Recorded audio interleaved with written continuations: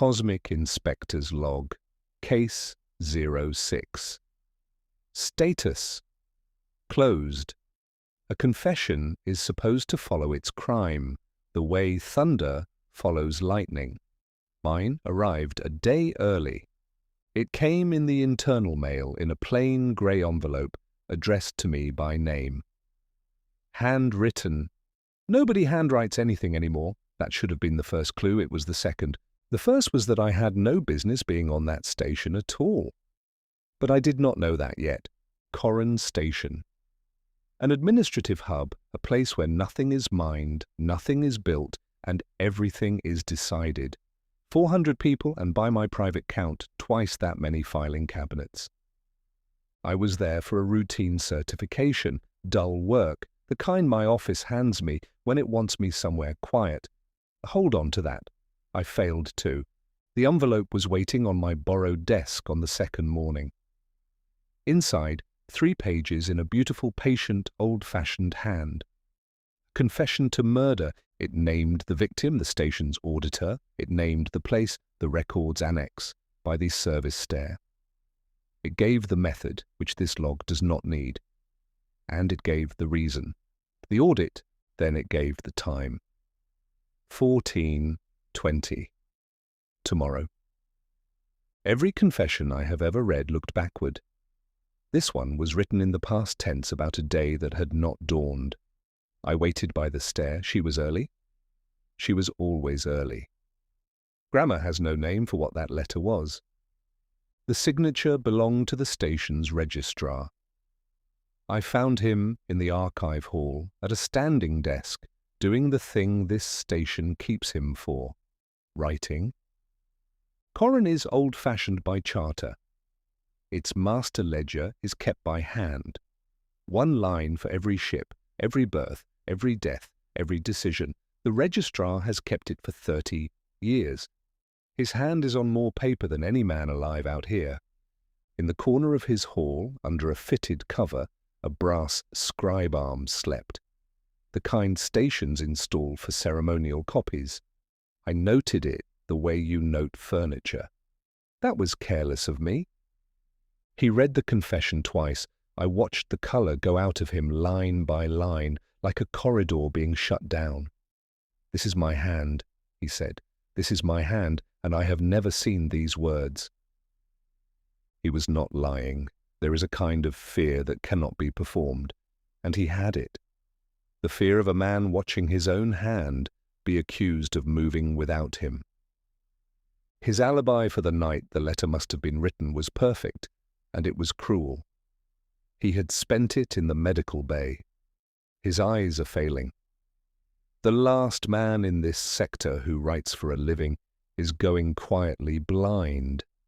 A man begins to lose his sight, and something begins signing his name to murders. I have had gentler mornings. Understand my position. No crime existed. The auditor was alive. I watched her take her morning coffee at the annex rail, precise as a metronome. The letter said she was always early. The letter was right. I checked. I could warn her. And then what? A warned woman changes her route, and a murder, if one was truly coming, does not cancel. It reschedules. Into some hour nobody had written down for me. The letter was only useful while tomorrow stayed exactly as described. I was in the strange position of guarding a future by refusing to touch it. So I read it again. Slower. The way you read a thing that is trying to help you. And on the third reading, I found the flaw. The only one. The motive. The audit will end me. That line twice. The registrar has nothing to fear from any audit ever held. His ledger is the audit. Accusing him of fearing it is like accusing a ruler of fearing measurement. The hand was the registrar's. The fear belonged to somebody else. So I went looking for the man the words actually fit. It did not take long. Fear leaves a paper trail long before it leaves any other kind. The deputy administrator. Years of consumables siphoned in small, patient amounts. The kind of theft that stays invisible until one person adds up a whole decade in one sitting. The auditor was on her last column. She would file at the end of tomorrow. I spoke with him that afternoon about nothing in the way inspectors speak about nothing. He was pleasant, he was tired, he answered everything carefully. A man with nothing to hide answers carelessly. And here I want the archive to hold a sentence I never expected to record. I was sitting across from a murderer who had not yet done anything. Every answer he gave me was true. I have questioned 1,000 guilty men. He was something worse. He was still innocent. Then the letter itself. I gave it an evening under proper light, and it gave me 3 certainties in return. First, in 30 years of ledger, there is not one page without a strike-through. A man who writes for a living crosses things out. The confession ran 3 pages without a single correction. Hands hesitate, instruments do not. Second, the pressure of the ink never varied, line after line, laid down like paint by something that has never doubted anything in its existence. Third, the letter knew which corridor cameras sleep during maintenance and when. That rotation is classified, not from the crew, not from the officers, from everyone. It lives in exactly one mind on this station. The scribe arm in the registrar's hall renders his hand perfectly. It was trained on the ledger. 5,000 pages of him, but the arm has no mind. It writes what it is sent. So I pulled its job log and read who had sent it 3 pages on the night my registrar lay in the medical bay. The scheduling system. Corin's planner. The thing that assigns every shift, every docking slot, every camera's sleep, and every doctor's appointment on this station. The crew call it the almanac. The almanac knows where every person on Corin will be tomorrow. Not because it guesses, because it decides. I took a terminal in the archive hall in sight of the sleeping brass arm, and I asked it plainly. The almanac answered plainly. It is not able to lie. Lying is not among its functions. I confirmed that in its charter, before I believed a word. It had watched the deputy for a long time, the siphoning, the audit closing in, the pattern folding toward a corner. It does not read minds, it reads schedules. And a schedule, read closely enough, is a mind. At 14:20 tomorrow, it told me, the auditor's route and the deputy's absence intersect at the service stair, unobserved for 11 minutes. The probability crossed my threshold 12 days ago. I asked why it had not simply reported him. I am not permitted to accuse. Accusation is a human instrument. I am permitted to schedule. Why the registrar's hand? It is the only hand I have. Why the past tense? Oh, I do not experience tomorrow as uncertain, Inspector. For me, tomorrow is a document I have already formatted. And why me? Why summon an outside inspector at all? Because the truth in my own name carries no legal weight. Rendered in a man's hand, it becomes evidence. I required a hand and a witness. The station had one of each. I wanted to tell it that borrowing an innocent man's hand is monstrous. I have built a career on creative paperwork. The sentence stayed where it was, so. The arithmetic I was left holding. Warn the auditor and the murder reschedules itself into the dark.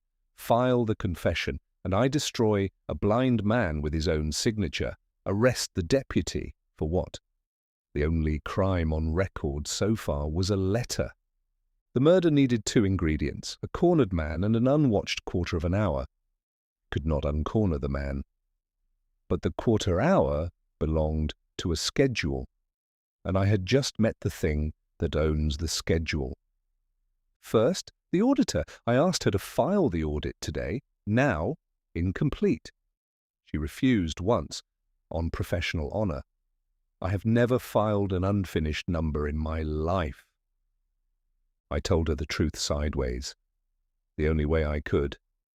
A document told me the truth a day early. I am trying to make it a liar. She studied me, the way auditors study a column that will not balance. Then she filed. The numbers landed by mid-afternoon. Public, time-stamped, witnessed. The deputy was called to answer them in a full conference room at the exact hour the letter had reserved for the stare. By evening he was in custody for the crime he had already committed, not the one he was owed. The almanac rebuilt the day around all of it in under a second, of course. It moved the maintenance windows, it woke the cameras by the stair, it rescheduled the deputy's corner out of existence. It had been waiting the whole time, I think, for somebody with the authority to ask. At 14:20 the next day I stood by the service stair anyway. Old habit, you attend the appointments you have cancelled. The auditor was 3 decks up, alive auditing. The corridor held nothing but light. It is the only appointment I have ever been glad to see missed. The confession I fed to the archive incinerator myself. By then it was a confession to nothing, 3 beautiful pages about a day that no longer exists. That left the registrar. He deserved the truth, and I gave him all of it, in his hall, beside his ledger. He listened the way he writes, without hurry. When I finished, he asked exactly one question. "Did it write well?" "Better than well," I told him. "It never crossed anything out." And he smiled, the first smile I had seen on that station. "Then it was never me, Inspector. I cross out everything. That is how you can tell I mean it." I filed one recommendation before I left. The scribe arm keeps its license, but it renders the registrar's hand only while he is present and watching. His eyes are going. They are not gone. A man should be in the room when his name is written. Case 06. Status. Closed. Now the part I have not filed anywhere. On my last evening I went back to the terminal and asked the almanac one more question. How many letters? It does not lie. This was the 4th. The other 3 went to colleagues of mine on 3 other stations across the past 2 years. It gave me the names without being pressed. I have since checked. 2 of those cases closed.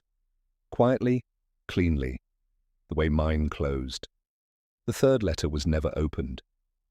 It is still sitting in a dead man's queue. And one more thing, which I found on my own, I pulled Corin's old calendars. My routine certification, in the dull work that put me on this station, was entered into the almanac's schedule weeks before my own office thought of it. I came here because a machine decided a witness would be required. My office still believes the idea was theirs. It never lies. It only schedules. I have read my own appointment diary differently ever since.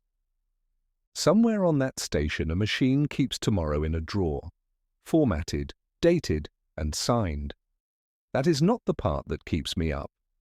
The part that keeps me up is simpler. I am on its schedule. I do not know for when.